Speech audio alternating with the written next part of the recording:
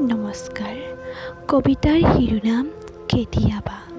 কথাৰ আবৃত্তি সুতস্বিনী দেৱী।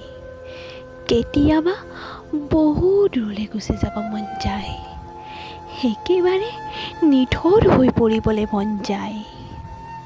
এতিয়া আৰু মোৰ একোৰে প্ৰতি মায়া নাই।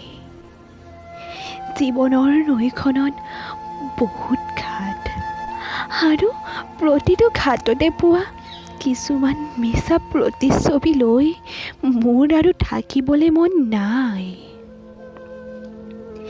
এতিয়াতো মই ইমানখিনি জানো যে মোক সৰুৰে পৰা দেখাই অহা সকলোবোৰ সপোনেই মিছা।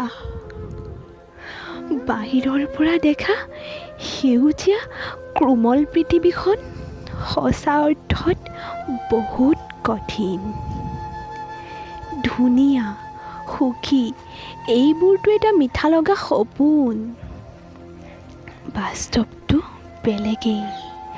জীৱনত বহুত মানুহ লগ পালোঁ, কোনোজনৰ মুখতে মিঠা মাত, কোনোজনে আকৌ পাৰৰ পৰা তুলি নি সাগৰৰ বুকুত ঠেলি দিয়া বিধৰ। ইয়াৰ পাছতো মই ক'ব নোৱাৰোঁ তোমাক মানুহ যে বিশ্বাসী।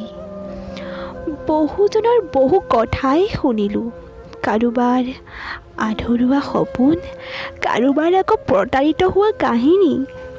ইয়াৰ পাছতো মই ক'ব নোৱাৰোঁ তুমি সদায়ে সুখী হৈ ৰোৱা বুলি। এতিয়া আৰু মুখা পিন্ধা মানুহৰ ৰেহৰূপ দেখিও নেদেখাৰ ভাওজুৰি মোৰ আৰু থাকিবলৈ মন নাই। বহু দূৰলৈ গুচি যাব মন যায়, একেবাৰে নিথৰ হৈ পৰিব মন যায়। ধন্যবাদ।